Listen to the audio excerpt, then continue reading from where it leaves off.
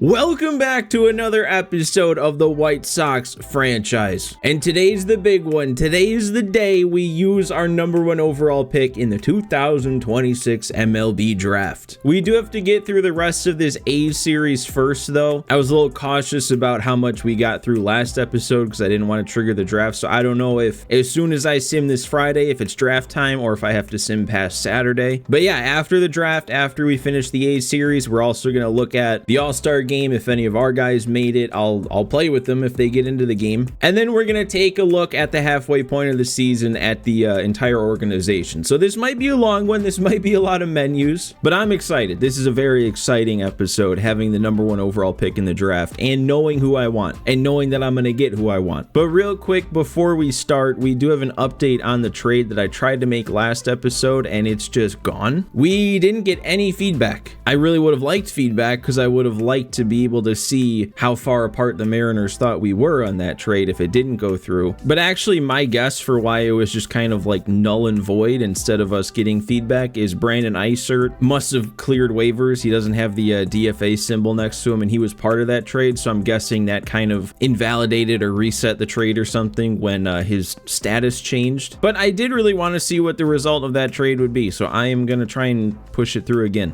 I'm not going to break it down as in depth as I did last episode. If you want to see that breakdown and why I'm offering this, you can go back and check out last episode. But I'm going to be sending Austin Hayes, Corey Lee, because Cal Raleigh's hurt and he's going to be hurt for a month or two. And then I think it was Lucas Sims and then Brandon Eisert, and I am just going to offer Eisert again. Just since we didn't get the feedback, I wouldn't want to offer somebody slightly better and it go through and then I'm sitting here like, could it have gone through with just Eisert? But in return, I want to try and get Victor Robles to be the Austin Hayes replacement so that we actually have another outfielder who can play at the big league level. I also want to try and get Emerson Hancock because I think we can turn him into a starting pitcher next season and he should actually be pretty decent overall wise, even though he's only a 58 now. And then the biggest return piece would be Lazaro Montez, 21-year-old B potential, 66 overall, 28th ranked prospect in all of MLB. And again, like I said last episode, I really don't think this trade is going to go through because we're trying to get this guy. It all depends on how much value Austin Hayes has carried by his 77 overall, because he doesn't have any value based on how he's actually playing because he's playing terribly. But yeah, we're still going to send this off. Hopefully I actually get a response this time. It's time to get through what we need to get through for the draft to pop up. So let's go ahead and finish simulating this Friday. We could have done that last episode. We got to get through Saturday. So let's see if we get a critical situation here. I'm not gonna lie, I kind of don't want to. I'm just in draft mode right now. Let's just get to the draft. No, we do have to get through a critical situation first. All right. And it's one where it looks like we just gave up 3 runs in the 7th inning. So now it's tied at 4. They're threatening again with 2 runners in scoring position and only 1 out. So this is actually going to be a really tough one to get out of. Wow. And we are really just into it.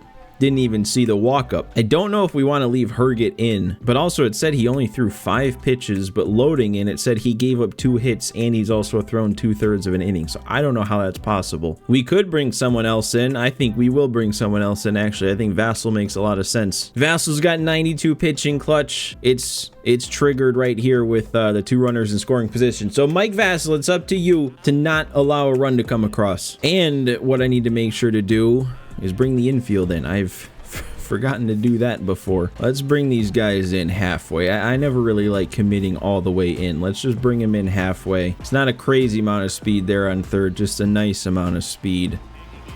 So we see that's the Vassell thing, man. He spikes a lot of pitches. What's this at the bottom? Hang on. White Sox expected to select Jeff Chandler first overall. So that's not who I'm expecting to take. Vassell spiking another one. I'm planning on taking a shortstop by the name of Johnny Bench, but just the last time that I was able to scout, I can't remember if it was last episode or 2 ago. I think it was 2 ago. All of a sudden, one of these guys that I was scouting who was unranked, we had him 80% scouted, and it all of a sudden said that he was, oh, we're coming home with this. Didn't get a perfect throw. We're not going to get him. That's why the infield had to be in, I guess, not halfway. All right, well, anyways, the last week of scouting, we had Jeff Chandler, who was unranked. We had him 80% scouted, and it all of a sudden said that we had him as the 3rd ranked guy on our board. If getting that last 20% scouted all of a sudden has him ranked 1, we might have a decision to make. I don't know. I mean, kind of just sitting here thinking of the scenarios, what I'm hoping is I still maybe take Johnny Bench, the guaranteed guy, the one who we've been scouting, we've been planning on taking at number 1 this whole time. Maybe I still take him, and then I maybe bank on the fact that Jeff Chandler is unranked overall, so maybe he'd be able to slide to our 2nd pick at 40 whatever, and I'll finish playing this game. We'll just lean into this being a ridiculously long episode potentially.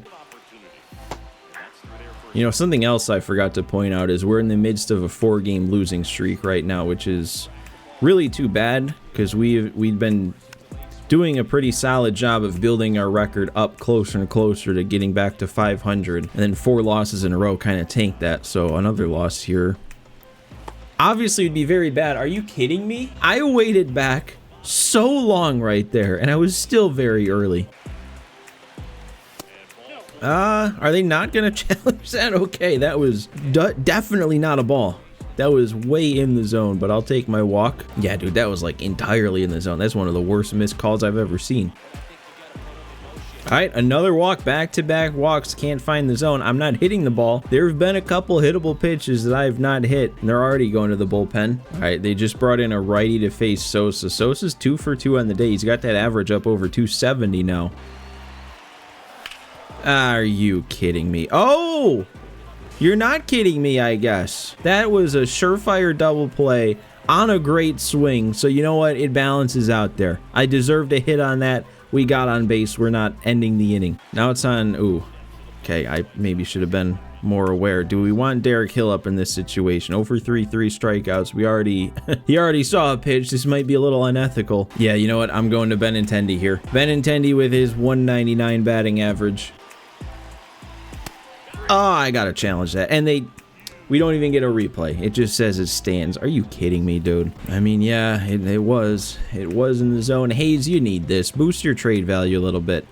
Potentially Austin Hayes' last at bat with the team, if that trade happens to go through. End it with a bang, maybe? Or end it with a weak flyout on a hanging sweeper. That works too. That's not a good start to try and keep them only up by 1. All right, that's big. That's big. Immediate double play there. Get him off the bases. And, you know, seeing Lenyn Sosa make that play, it just reminds me how confusing it is that Murakami was making so many errors at first base. Like, Lenyn Sosa's playing a secondary position when he already has worse fielding ratings than Murakami does. But I haven't really noticed any Lenyn Sosa errors popping up in the game log post-game. So I don't know what it is. I don't know what about Murakami is broken, but we've got 3 outs to try and end this losing streak here. Going to Trevor McGill again. He shut me down to end last episode. We got Acuna leading off. Do I want Acuna leading off? I don't know. This is completely based on vibes, but for some reason I have a good feeling with Acuna right now that he's going to get on base. Okay, dude. 2-0 count. I was going to take all the way right there because this is the 9-hole hitter. And then he throws one on the outside edge. It's always a tough pitch to swing at when you're up in the count. And, okay, well, so much for vibes. Teal has hit his 10th home run in this game. It said he had a 3-run homer earlier. I think that makes him the 3rd guy to reach 10 now on the team. That's also crazy to think of the real-life comparison because this is a day before the All-Star break, basically. But in real life, I'm sitting here before May 20th, and the White Sox already have 3 guys who've hit 10 home runs. Okay, this is like the same sequence. He went 2-0 to Teal, throws a fastball right down the pipe that I was way early on, then throws the fastball away. Should I be expecting a 3rd fastball up and away now? Nope, up and in, but he missed. And he missed again. We've got a runner on, and Murakami's representing the winning run. And Murakami's not even one of the guys who are at 10 home runs, so I think this would be a pretty solid time to get there. Oh. I was looking at his splits before I started recording. He only has 2 home runs versus right-handed pitching this year. Nope, that one's tailing foul too. That one wouldn't have even been close to leaving if it stayed fair.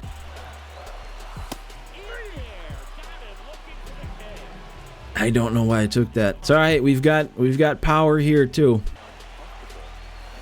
Oh my God, can I straighten one of these out? I'm so geared up for the fastball that I'm out in front of it now. It doesn't get any faster than this. He's got outlier, on goat difficulty, and then of course I try and slow it down a bit and I'm way too late now. Okay, we've worked it to 3-2, which is kind of big. T will be on the move, a ball in the gap ties the game. And we worked the walk. I read the break. They let me hold up, and now it's up to Vargas. 3-2 count. Now ball in the gap should win the game with the runners on the move. And you're kidding me. You're kidding me. Miguel, you're okay. Well, I mean, that still sucks because that's a tie game. Like, if that doesn't hit him and that gets up through the middle, that with the runners on the move, that's a tie game, and now we still need another hit. Looks like he's staying in the game though. He also has like no energy, so that might not be the worst thing. That might bloop in. That might bloop in. Stay fair. No. Oh, let me cheese the GOAT CPU. Oh no, now we're way out in front again.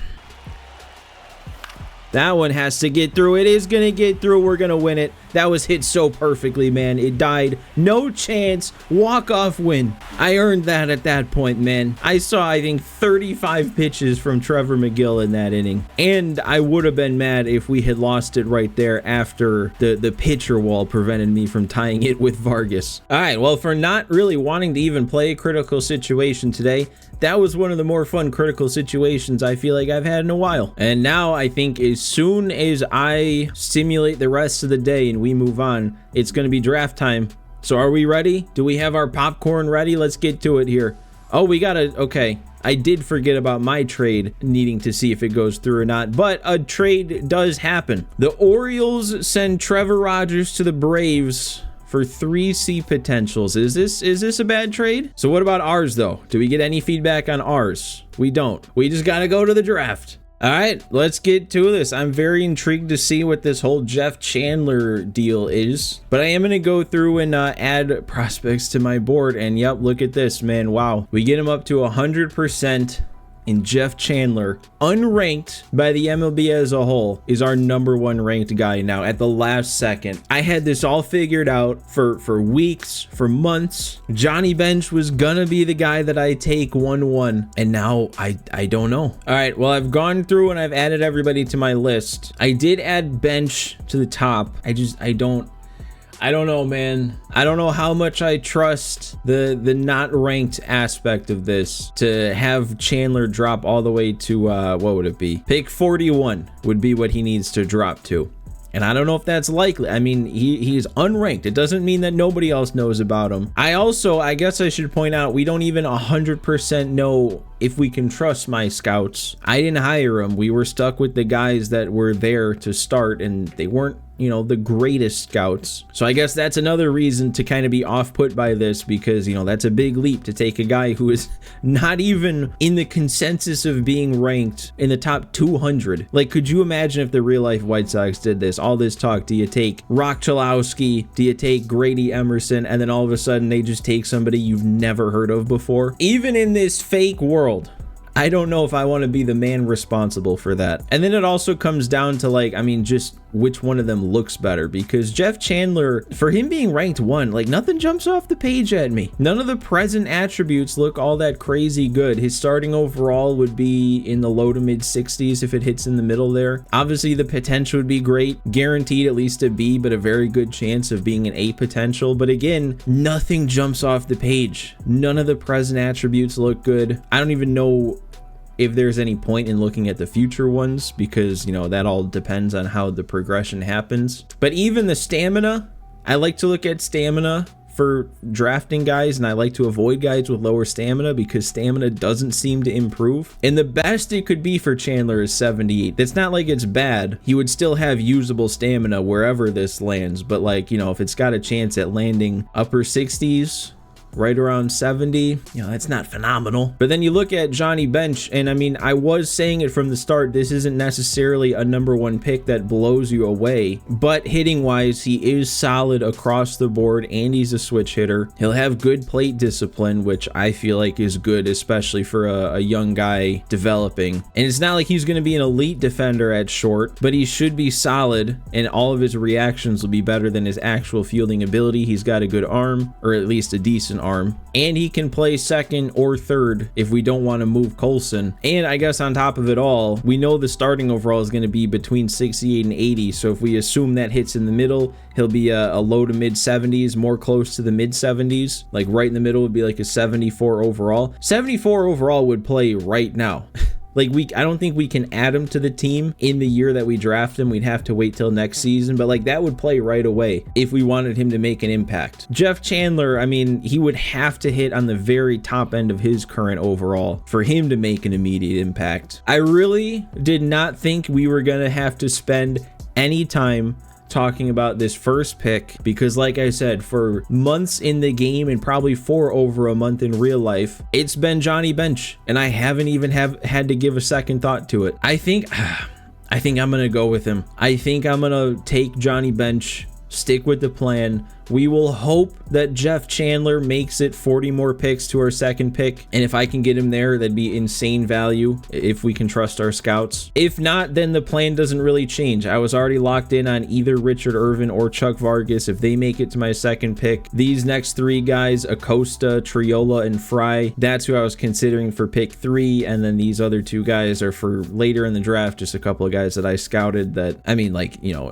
that we're talking like 5th round at this point. But yeah, I'm locking it in. I mean, I'm not locking it in yet. We have to actually go to the draft, but the gut's telling me Bench. So let's do it.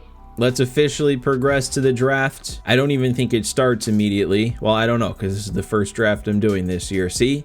I even get the tutorial still. I guess this is also fair to think about the two, consider bonus demands and motivation levels. I mean, I already knew it's going to take a lot to sign Johnny Bench because he is the consensus rank 1. His bonus demand is 11.1 million. I think we have a total pool of like 16. I've literally never, since scouting in the draft was changed to how it is now, I have never had to even think about not having enough bonus pool money. But if Bench eats up all but like 5 million, I mean, maybe we'd have to consider it.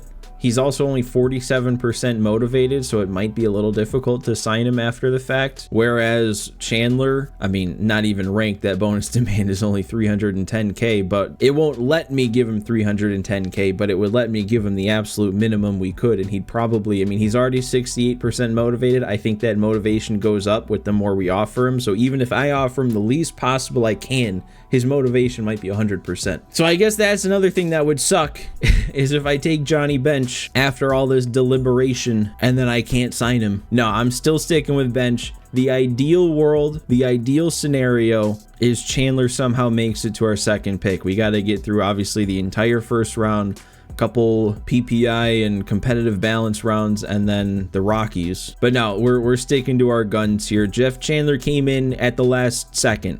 Too close to the buzzer. We've already met with Johnny Bench and his family. We've already told his grandparents that we're taking him number 1. We can't go back on that now. You can't lie to a grandma. So let's get it started. We are on the clock. I've done my thinking. We're officially drafting Johnny Bench, the shortstop, the consensus ranked number 1 overall in the class, and I've got him at number 1. All right, let's move on then. Let's see who gets taken too. It's really a shame that, well, it's not Jeff Chandler, but it's really a shame that you don't see your guys on the stage getting drafted. I know they have that in the game. I think it's in Road to the Show where there is a draft stage. You can walk up, you can shake hands with the commissioner. I don't understand why that wouldn't be in franchise like this for the draft. Pick 3 though is not Jeff Chandler. That's really all we care about sitting here waiting for this round to go through. Is Jeff Chandler going to be taken? Also, do we have other options? No, we can only sim the rest or sim to my next pick. All right, we're past pick 10. Chandler's still there, but no, I was hoping. This is, like I said, this is my first draft this year. Every year that I've done drafting, I don't want to just speed to my next pick, especially in like the later rounds. I think by round 3, they only give you 1 minute to pick your guy, which that also makes no sense to me. When you know less about who you want to take, now they're giving you less time. I don't need 4 minutes for the first pick. I need 4 minutes for round 5. Anyways, though, with the only options being sim the rest of the draft or sim to my next pick, I don't want to sim 30 picks, then be scrambling for who I'm going to take next. So we're stuck sitting here. Oh, okay. Cleveland just took a guy who I was looking for my second pick, Richard Irvin. So that, you know, we had him ranked 10th. He was consensus ranked 43. All right. He's still there. We made it through the first round. We've got the PPI picks. Braves and Astros got an extra pick. Braves didn't take him, and the Astros didn't take him. It's getting real now. We got 2 division rivals back to back. Don't do it. Cleveland didn't do it. Are the Royals gonna do it? The Royals didn't do it. I didn't even realize the Rockies get back-to-back picks here, 39 and 40. All right, come on, Cardinals. Cardinals didn't do it. A lot of starters getting picked that aren't Jeff Chandler. But I knew that there were a lot of starters at the top end of this draft, and then they fall off. It was like after rank 70, there was no more starting pitchers ranked in the top 200. Only 3 more picks though, Pirates. Okay, they took Chuck Vargas. Now we really need Jeff Chandler to make it these next 2 picks, because then I won't know who I'm taking next. Don't do it, Rockies. Don't do it. They didn't do it on the first one, and they just took a pitcher. They also took a starter, pick 1. They're not going to take 3 starters their first 3 picks, are they?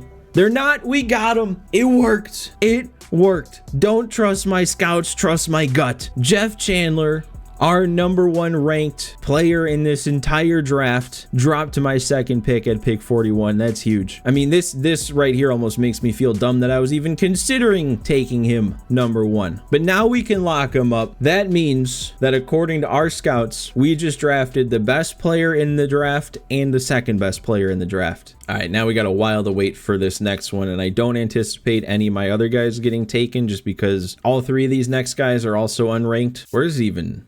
Oh, it's at the bottom. It's at the bottom when you triangle on him. So yeah, this dude, Acosta, unranked. We have him 48. Al Triola, unranked. We have him 61. And then Anthony Fry, unranked. We have him 62. And all right, we are on to the third pick. And look at this. I do only get a minute at this point. That's ridiculous. But all 3 of the guys I was eyeing for this pick are still here. So I guess I have to kind of make it short why I want who I want. But I want Al Triola. I know those windows are a little big, but imagine, you know, it's at the upper end of both the potential and starting overall. Like, could you imagine we draft a guy unranked? He's like an 80 to start, but he's got really good stamina. His present pitching attributes look pretty solid too. And then obviously the big windows, he could hit, he could be a little underwhelming, or he could be right in the middle and be solid. But this is who I'm going with. Al Triola, pick number 2, or pick number 3. Our second starting pitcher pick of the draft, our second 18-year-old starting pitcher pick of the draft. And then, yeah, at this point, if these 2 guys make it to round 4, which would be pick 110, I'll probably end up taking one of them. I guess I didn't realize, I thought these guys were for a little bit later in the draft, but this Nicky Walker dude, he's ranked 114, so he'd probably have to be picked round 4. And I actually don't hate him. I mean, not a potential guy at all, but all the hitting looks really solid right now. And honestly, that's the same with Rob Montgomery here too. Not a potential guy in the slightest, but all of his hitting is already pretty solid. Oh, and Joel Acosta just got picked. So of the 2 that were left, that was kind of who I wanted. All right, and the Rockies are about to make their pick. They didn't pick Nicky Walker, so I'm going to be picking Nicky Walker. I just talked about him. This is a better screen to see that. There he is. 114 ranked. The potential isn't great. The starting overall is right where the potential is, but he is a solid hitter right now, like across the board, solid hitting attributes. If he has any potential, if he has any room to grow, he'd be good. But, you know, Murakami right now is only a 78 overall, and he's technically not going to get any better because he also has C potential. So Nicky Walker hits on the high end. He could just be our Murakami replacement, really. Potentially. I don't see why he can't. And then, yeah, I assume Rob Montgomery won't make it because he's ranked 123. So I guess I got to come up with who I might want for my last 2 picks here at 140 and 170. All right, and we're up again, and we really have nobody left that I have scouted much. I mean, there's a couple guys, Freddie Gilly, which he is ranked 47 unranked overall, but I got off of him pretty quick when scouting him because his stamina is a max of 62 to start. And then this Mike Christensen dude, unranked, we have him ranked 118 at 77% scouting, but he's a high potential guy, but he's 21 years old and he's got a max starting overall of 56. So I'm gonna throw up a Hail Mary here. I'm going to take this James Dunning dude who has a potential window that does go up to 99. His current overall could get up to 58, but he's only 18 years old. He's a high schooler. Nothing really looks great here, but like I said, we're throwing up a Hail Mary. We'll see what he turns out to be. I'm just gonna sim to my last pick. If any of these dudes are still here, I'll take him. If nobody is, then I'll probably just take some like random reliever or something. So let's see. And they are still here. So basically, do I want to take Freddie Gilly, who we have high ranked but doesn't look great, or do I want to take Mike Christensen and hope he hits at the higher end of his overall and his potential is good? You know, I'm going to take Christensen. He's got, you know, an 83 to 99 potential. So he could be an A potential guy. Even if his overall is bad, maybe that potential could carry him to a bit of trade value. So that's going to be the move here. Mike Christensen is going to be our final pick of the draft. And I mean, the last few picks, we really don't know. But those first few picks, I feel really good about, especially the first two, especially getting Jeff Chandler at 2. I think if our scouts are to be trusted, that could easily be pick of the draft. That could make this draft insane. Even if nobody else really hits, he could make this an insane draft. Let's just sim to the end here. And obviously we won't get to see the results here right away. We have to wait until the signing period is over. Normally that's all the way after the trade deadline's over. Yeah, signing deadline's August 1st, and then after that we get to see what our picks were. So we've got a while, because I imagine the episodes that take us through the trade deadline I imagine it might take a few. But all right, we've got this A series to finish, and I'll be honest, I'm sitting here, we've been recording for an hour and a half now. I still have the All-Star stuff I want to get through today. No matter what happens here in this Sunday game, I'm going to sim through it. Even if a critical situation pops up, I'm going to sim the critical situation. So let's just make it easy. Let's just win without the need of a critical situation, or lose without the need of a critical situation.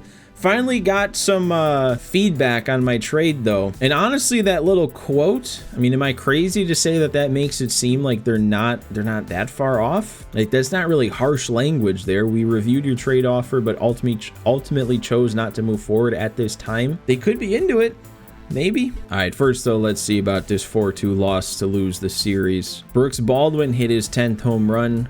That was about it though. Shane Smith didn't do so great. Bullpen did. 5 innings, only 1 run allowed, and it was another Jimmy Herget run allowed. Might have been another Jimmy Herget home run. I don't know, but I feel like he's been giving up a lot lately. All right, well, I'm gonna wait until at least next episode to try and maybe do anything more with the Mariners right now. But we're gonna finish this one out today with the All-Star stuff, and then an overview of our team as a whole. Progression, stats, what guys are doing so far this year. So first of all, I guess let's see, do we have anybody in the Derby? It would be Colson if it's anybody, and no, Colson didn't make it. And wow, man, all the top home run hitters look like they're from the AL. I assume it's the top 4 in the AL and the top 4 in the NL just by default that make it. So we can sim past that. We don't have to spend any time there. And then it's the All-Star game. The question will be, do we have more than one All-Star? I mean, Teal is probably the most likely to be our All-Star. I could see Montgomery being deserving of it. Other than that, I mean, like, Grant Taylor probably should, but if this game is still the same as it's been forever, there's only one relief pitcher that makes it to the All-Star game. It's 5 starters, 1 relief pitcher, and then closers. So if Grant Taylor's not literally the best relief pitcher, he won't make it. And then I don't know, would Sir Anthony Dominguez be the top 7-ish, if that's the number it is in terms of closers? That's really the only other one I could see besides Teal and Montgomery on this year's team. So those are my predictions. Let's see, let's get into it. Let's look at the rosters. And on the pitching side, obviously we didn't get any starters. Grant Taylor was not the one relief pitcher. Sir Anthony Dominguez though does make it as a closing pitcher. That's crazy. Like, if you think to where he was to start this season, I literally titled an episode about him being bad and unreliable as a closer, and next thing you know, he's an all-star. He's got 21 saves, 2.97 ERA, 36 strikeouts to 30 1/3 innings. So that's cool. Now let's see on offense though. We better see Kyle Teal at least, because he's the most deserving of it. He's not a starter. We don't have any starters, it looks like. Kyle Teal did make it though. He's on the bench. So we do have 2 2 All-Stars. We are a good enough team that we don't just have to have our one mandated All-Star. I'm really glad about this one too, because yeah, 306 batting average, 889 OPS, 10 bombs. He's got 3.7 wins above replacement. He's actually, I didn't realize this, he's at the exact same number of games at this point that he had in his rookie season, and he's outplaying his rookie season, which that itself was a really good rookie season. And it looks like we don't have anybody else, so Colson didn't make it. Somehow Yohan Moncada made it. He's a 69 overall, and he's doing this. So all right, I will get into the All-Star game here. I'm just gonna quick manage, and if either Kyle Teel gets subbed in for an at-bat or Sir Anthony Dominguez gets brought in out of the bullpen, I'll hop in, I'll play with our guy in the All-Star game. Wow. I wasn't gonna butt in here at all, simming, but Nick Kurtz took Paul Skeens deep on the first at-bat of the game. Oh my god, and Judge took him deep on the second. What's going on, Skeens? And oh my, dude, 3 home runs given up by Paul Skeens in the first inning of the All-Star game. They're gonna have to take him out. He's not gonna be able to finish the inning. No, he did, okay. All right, Sir Anthony Dominguez just got brought in here for the bottom of the 6th inning. It's an 8-6 ball game, so we gotta preserve the lead here in the 6th. All right, we got it on the ground. Dominguez, I mean, he gave up a hard hit ball, but he's gotten out. He's not embarrassing us yet. Just don't be an embarrassment to the organization. That's all I ask out of our All-Stars this year. Oh, and that gets through. All right, he's creeping up on the embarrassment meter now. Not quite at Shane Smith levels in real life last year when they decided to bring him in, and like the first thing he does is he hits Eugenio Suarez in the hand. Okay, that was fortunate that wasn't hit better. Got to deal with Ohtani here. Since I gave up, we can challenge that. We can get that. Perez, do it for your division rival here. Yeah, that's going to be. Yep. I'm trying to help out the golden boy at the plate. We're not going to have it here. There we go. Whiffed on a splitter there. Let's bear down. Bear down for a curveball. Get him swinging in the dirt. Okay, not that far in the dirt.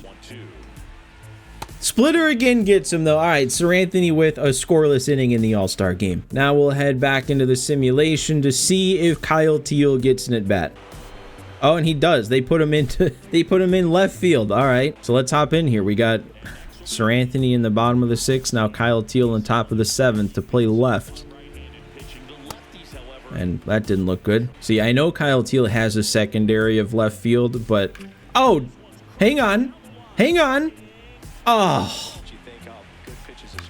and that one I was behind somehow. I didn't feel like it at all. But what I was saying with Kyle Teel in left field, I know he has that capability, and that might even be like valuable to our team right now, especially with 3 catchers on the roster. But the fact that they built his card, they must have made a mistake. And I've noticed that with catchers who have secondary positions that aren't catcher, or non-catchers who have catcher as a secondary, but they like forget about the attributes that don't show up on the primary like fielding, if that makes any sense. Like normally catchers don't have reaction ratings, but since Teel has secondary positions, they have to have reaction ratings, but his reaction ratings are 0s across the board. And with the progression he's gotten this year, he's gotten it up to like 2. So he has 2 reaction going everywhere. So literally every ball that's hit to him, he's going to get a bad jump on. So it just doesn't feel like a good idea. It feels like a fake secondary position to say he can play left. I don't know why I'm going at bat by at bat here. Or actually, no, I do, because Kyle Teel might get a second at bat. What am I saying? They are subbing guys out in front of him, though. Got to wait till the top of the 9th. All right, let's... Or actually, no. No, I do get another at bat with him because now it's up to me, and I'm not going to take him out. Dude, I've seen nothing but screwballs here in this at bat, and I still can't hit it. I was late. And Devin Williams' jersey, it looks weird right now. Like, what's going on? It looks very low res out there. It was throwing me off. And can I say something controversial? Because it seems like everybody has the opposite opinion. I like dedicated All-Star jerseys. I like the specially designed All-Star jerseys, AL and NL, because it feels special. And then the players wear the hat of the team that they're on. That's the jersey combo that I like for the All-Star games. But it seems like everybody has a different opinion. Everybody says, no, I'd rather see the players wear their normal everyday uniforms. Why? Why would you want to see that? You see that every day. Make it special. Give them the all-star jerseys. Have them represent their league because that's what they're there to do, and give them their hat. I think that's a cool combo. And our American League All-Stars that we don't feel connected to because we're all wearing different jerseys out there, we get the win. All right, then we have one bit left of the All-Star festivities, the Futures game. So let's see who we've got here. Probably not going to bother actually playing this one, but no pitching, no Hagen Smith. Okay, we do have Daryl DeMaio though. That's interesting to me because he's like, I mean, I forget, it doesn't say here like I thought it would, but he's like the 18th prospect in our system. So I don't know, I didn't think he'd get too much fanfare, but that's kind of fun to see him make this team. Anybody else though? I'm not recognizing anybody, no. All right, well, I guess it's just Daryl DeMaio then, so definitely I don't feel the need to hop in and play this one. We'll just sim past that, and then before we continue on, before we end the episode, I should say, we're going to do a quick overview of where we're at the halfway point. So I guess first of all, let's overview the league here at the halfway point. So we are 45 and 51, 6.5 out of the division. The division's still very possible, especially with like everybody else slumping at the same time we are. So, you know, it just takes getting a little hot and we've got a chance. We're in this. In the East, it's the Jays in control right now, 57 and 40. Red Sox are the only other team above 500, and then the Yankees are at 500. And then over in the West, it's the Mariners up top right now. They've got, I mean, this is like a 4-team race right now, everybody besides the Angels. Over in the NL, it's the Mets on top at the halfway point right now. Phillies are only a game back. Braves are 3 games back, and the Marlins, honestly,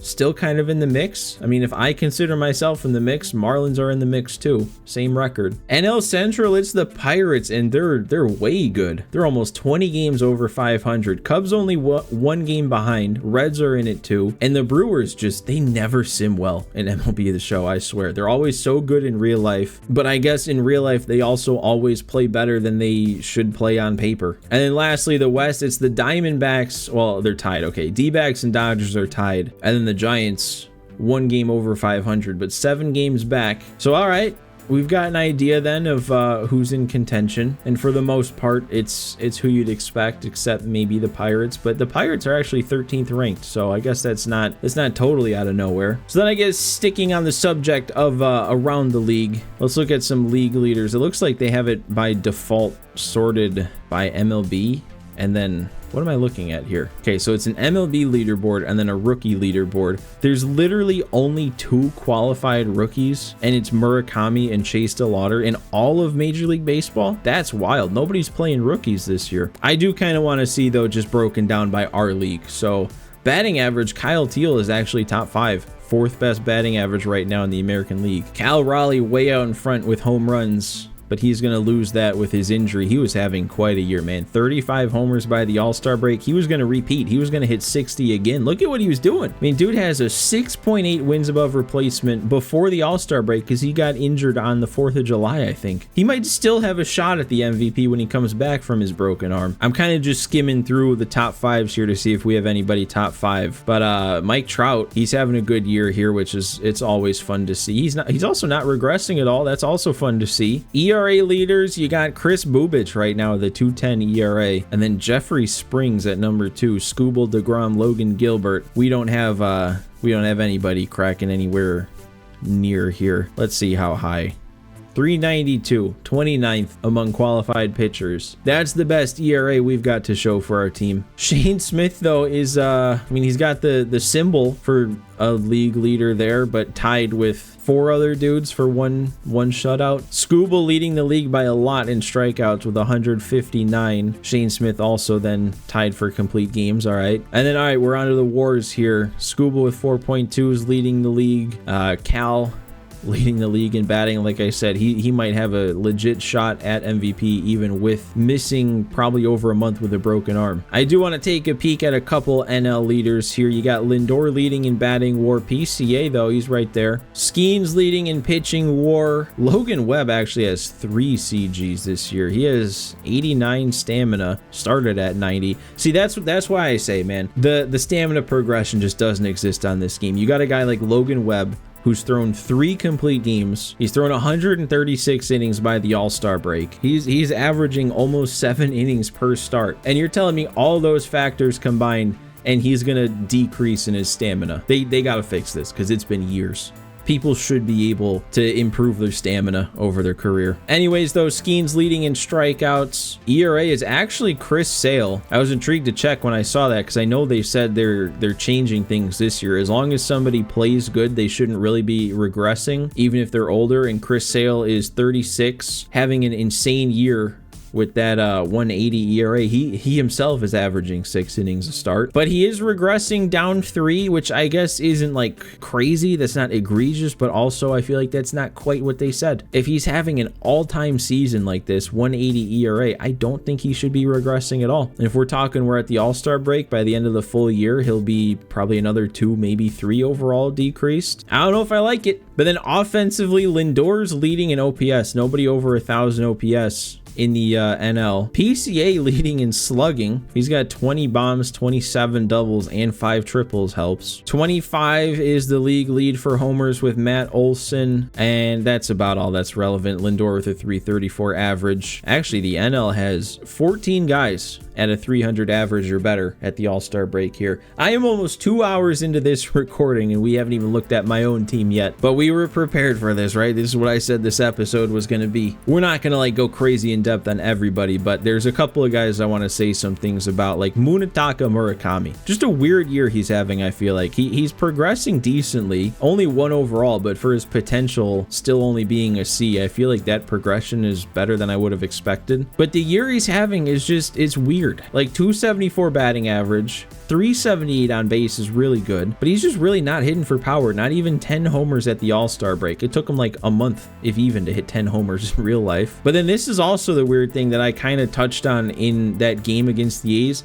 244 at-bats against right-handed pitching, only 2 home runs. So that's why when you look at this progression, his power versus lefties has gone up 4, because he actually is a good power hitter against lefties, averaging a homer every 11 to 12 at-bats against lefties. That's like really good. It's just you face righties far more, and he's only averaging 1 homer per 122 at-bats. And then on top of that, the whole error situation, he has a negative 0.1 wins above replacement when like it feels like he is still playing better than that. So I don't know. And then to add to the weirdness, I can't remember if I've talked about this, or I know I've talked about it. I just don't know if I've left it in the video because sometimes it gets a little rambly. But another weird thing about him is it's like the game doesn't know how to handle the free agent contract coming from Japan like this. So on the contract like screen here, it has his 2-year deal he signed, but then after 2 years it says renewable and then 3 years of arbitration. That's not how it's going to work for him because he came over as a free agent. That's why he was able to still get paid as much as he got paid for the 2 seasons. But he won't have team control after that. He shouldn't have team control after that. But it looks like the game doesn't know how to handle it, so he will have team control beyond these 2 years. So I don't really know how I want to handle it yet. I don't know if I want to make myself treat it like it should be treated in real life and either, you know, trade him before the 2 years are up, or if I keep him until the end of that 2nd year, then like I have to release him just to be realistic like that. Or if I want to just keep what the game gave me here and I've got him under team control for this year and the next 5. Like I don't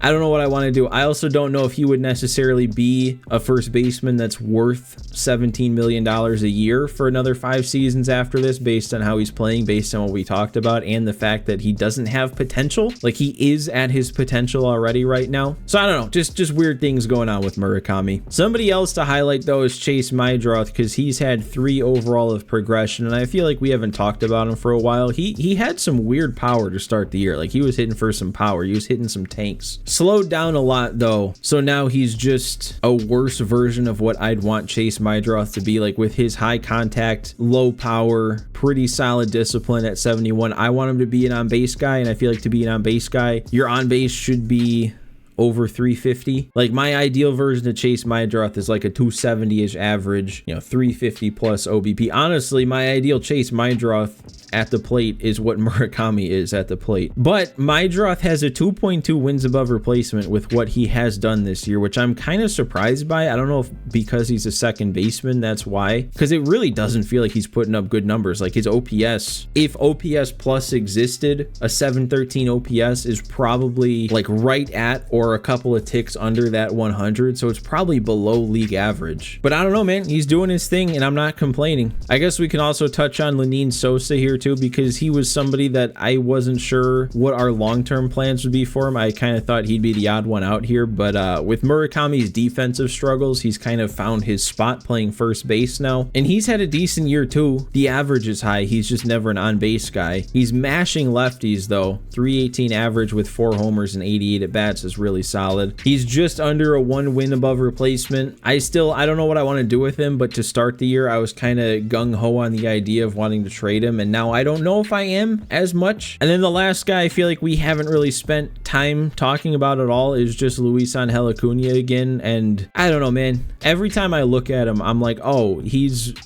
got better ratings than I think he would. So I feel like he should be producing a little bit more than he is, but he's only got a 213 average, 631 OPS. He does have a .8 WAR.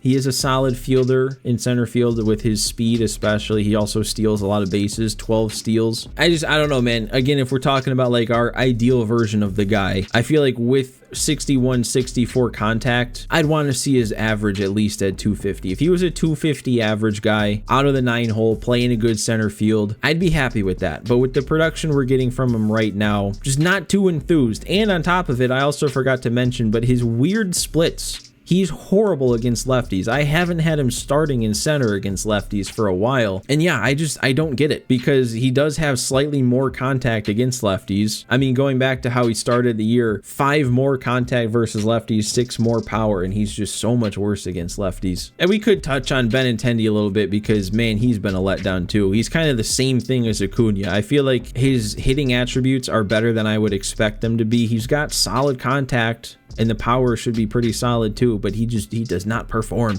He's got an under 600 OPS, and he doesn't have the fielding to make up for it. He's just bad. -1 wins above replacement, but we can't really do anything with him. We cannot trade him because he's getting paid 15 mil. We're stuck with him. He's just gonna have to figure it out somehow. I don't know. But while we're on the offense, going down here to the minors, Lamont Wade, he's had really solid progression in AAA, like +4, +5 to his power. His discipline is up to 98. I feel like ratings wise, he's actually a really solid trade piece. I just don't know, kind of like the whole Austin Hayes thing, how much value he actually has, because it's not like he's playing out of his mind in AAA. It's not like he's dominating AAA competition. He actually barely is above replacement level in AAA, if that's even a thing. I don't really know how WAR's calculated in the minors like this, if that's anything to really go by. But yeah, I'm wanting to trade him. I just, again, don't know how much trade value he has. Like, what can I get back from him? But I'm looking to get back something. Caleb Bonham, though, one of our top prospects, is up to a 68 overall. Not really anything to say about him, just to point out where he's at in his development. Also, I guess, to bring up Jacob Gonzalez, because of what he's doing in real life, like out of nowhere, dude. I thought this dude was a bust, and now all of a sudden he's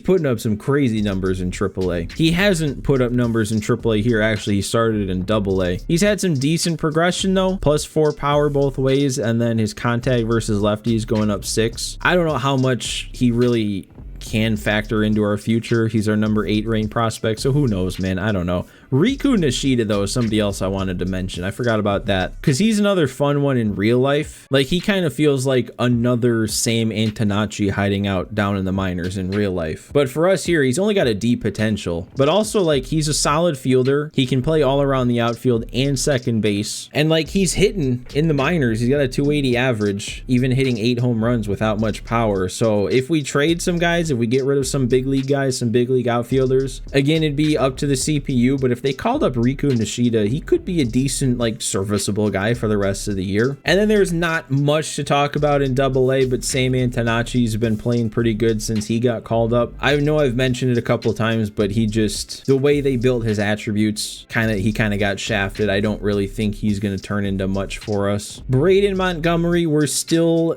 waiting to see some good progression from him. Him too. He's right there with Sam Antonacci. He got done dirty with the ratings they gave him. Not even at a 50 anywhere in the hitting, and only a 66 overall. It's gonna be a while before he's viable, I feel like, which is a shame, because in real life he is like right there, it feels like. And then the last of our more main guys down here in AA right now, Billy Carlson. He's also very much a project when it comes to hitting side. He has not been hitting in AA when he's gotten the chance to play. But that fielding, man, like I want to hold on to him because I love the idea of an elite fielder, which we have. We already have an elite fielder at the big league level in Colson Montgomery. Like he is such a good shortstop. Even if he's at his potential and he doesn't get better, he's so good. But there is just something about an old school, like I guess Andrelton Simmons like guy on your team who's just going to be a defensive wizard at shortstop, and anything you get out of the bat with him is just a plus. I don't really feel like there's anybody I need to dive in deep with in our starting rotation, but yeah, I feel like we can just kind of overview this because our bullpen has been really good as a whole. Even Alexander Alberto, ERA is under 4, so that means everybody in our bullpen has a sub 4 ERA right now, which I'm a little surprised by because ever since we got Caro up, we've had one less reliever than I'd like to. We've had 7 relievers instead of 8, and I kind of thought that'd have a negative effect on our bullpen because maybe they'd get more taxed. But if anything, it's made them better as a whole, it feels like. In the minors though, there's not really anything to talk about either here. I mean, Jordan Hicks has been really good ever since he got sent down, but I don't even know what to do with him at this point. He's such a low overall, and he's on the books for 11 mil. Like, nobody's gonna want to trade for him. Best thing we could do is maybe sneak him into a trade somehow. We really don't have much going on with the rest of our AAA starters. Like, Drew Thorpe looked pretty promising at the start of the year, but he is kind of fallen back in his progression a little bit, and his numbers aren't looking as insane as they were at first. So I mean, I'd love to get him back. I'd love to see what he can do at the big league level again, but we need to see him progress a little bit. We need to see him into the 70s. The bullpen right now is just full of guys that I want to trade. Eric Fetty, capitalize on him being a really good reliever in AAA. Anthony Kay, I mean, when he's not hurt, he'll be in the rotation, but I want to try and move him. Barucki, and Lucas Sims. I guess those are the only 4 guys really. Also though, Jordan Leisure,